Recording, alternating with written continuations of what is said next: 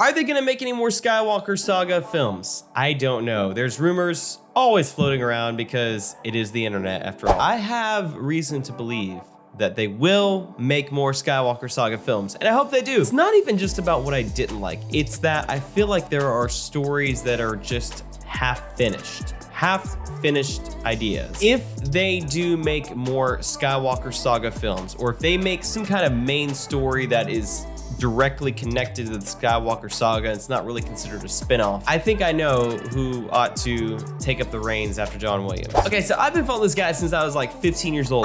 Because I started playing video games a little later than most people. I was playing PlayStation 1 when I was 15, and that was like 2005. Yeah, Michael Giacchino. Hi there, I'm Michael Giacchino, and I'm a film composer. He started out doing mostly video games in the mid-90s. If you've been playing video games for a while, you may remember like the Medal of Honor games from PlayStation 1 and console and PC.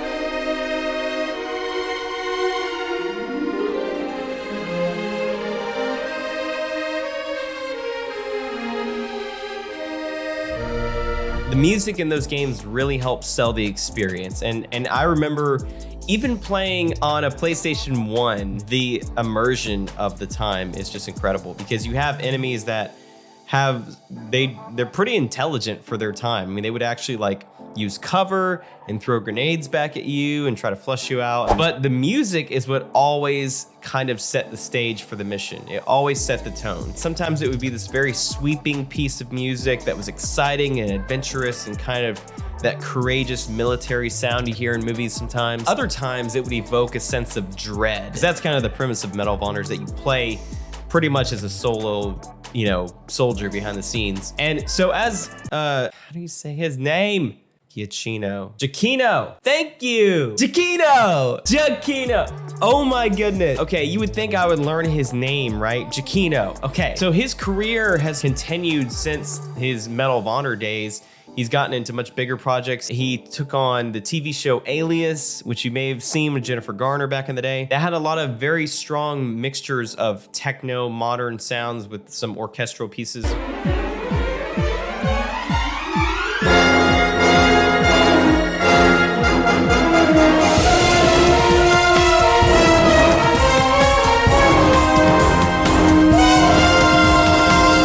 Then he went into like Mission Impossible 3. So Giacchino has been known to work with J.J. Abrams a lot. When I was a lot younger, I noticed that because I would watch Alias and then I would watch Lost. And then I started to put the pieces together. I started noticing like, wait a minute, this is Giacchino. Giacchino, it's him, Giacchino. It's him again, this guy, I know you. I've been listening to your music since I was like a little kid.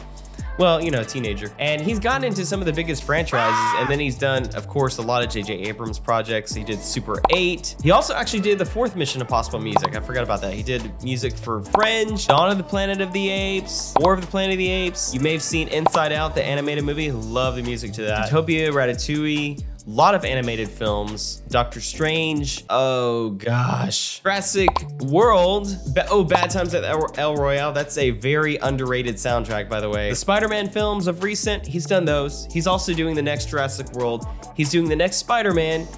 And he's also done the reboots to the Star Trek films, 1, 2, and 3.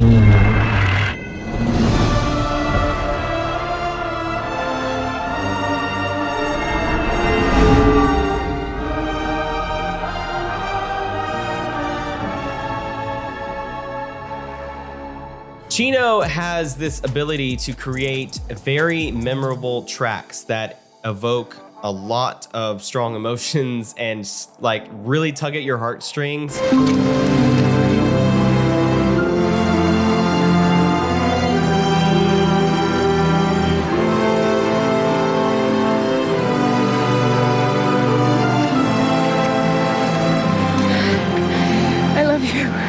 But he's also really good at creating very memorable tracks and themes that are really, what I would say are like hummable. Indiana Jones and the Last Crusade. Feel free to join in.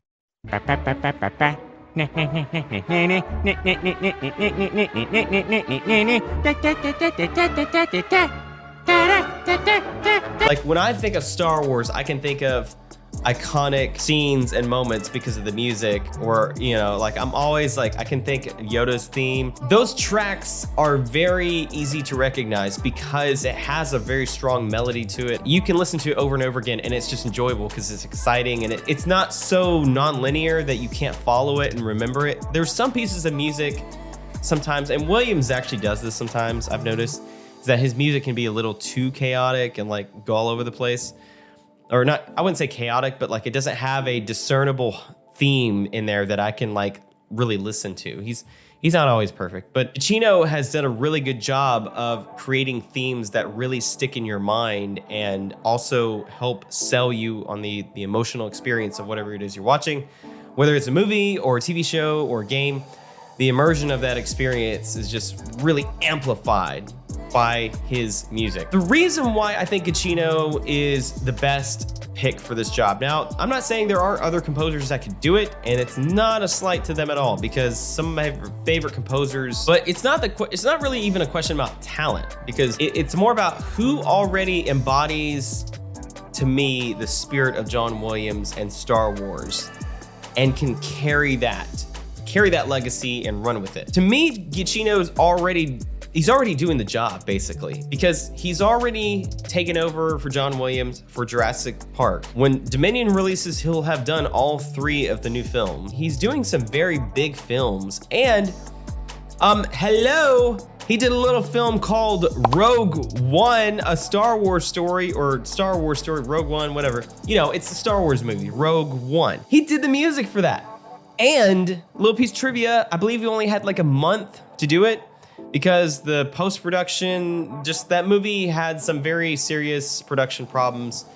A lot of things got changed, and I don't know who was supposed to do it originally, but Giacchino ended up doing it, and he only had like a month to put it together. And even though it's not my favorite score of his, it's still really good. It's still a really great effort. To me, it suits Star Wars really well. Probably the last act of the film, even the last 10 minutes is some of the best Star Wars music in modern times. And so, we have new projects happening like The Mandalorian. You have Ludwig Göransson. I can't say his last name very well, but he's done The Mandalorian and he's doing Book of Boba Fett. He did Tenet, Black Panther, a bunch of others. He's really, really good at what he does, but it's a very different kind of sound to me. And to be fair, in some ways, he does emulate John Williams.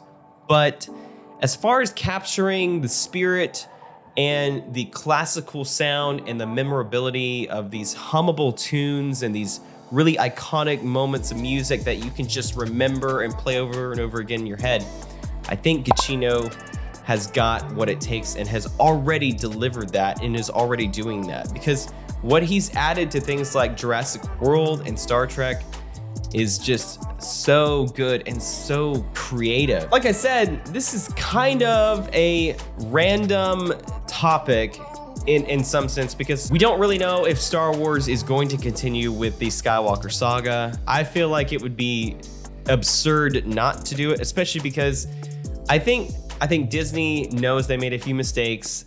They did some things right, don't get me wrong, like credit where credit is due. There's just so much story that can still be told. If you guys have not heard Giacchino's music, I'm sure you have, because if you've seen any of those movies I mentioned or played any of those games, watched any of those shows, you've probably heard his music by now. I know you might be thinking, well, why should it only be one guy? Well, that's a good point. Maybe it shouldn't just be one guy. Maybe Giacchino should be one of many. And in fact, technically, that's already true, because you have guys like Ludwig and Giacchino, and then somebody did Solo, and I want to say it was John Powell, but I might be totally off there. So here's hoping that Giacchino is here to stay and that he is involved closely with whatever's next. Maybe the fact that he's already very closely connected to J.J. Abrams would help, because Abrams has already made 2 Star Wars films and probably is going to at least serve in some function, I'm imagining, in the future with more Star Wars films, even if he doesn't direct again. So We'll see. I mean, heck, guys, even if you don't like any of the new Star Wars content, you have to admit, Giacchino, he would do a good job with it, and he already has. So, yeah, hope you guys enjoyed this video. Have a great day, and we'll see you next time. Bye.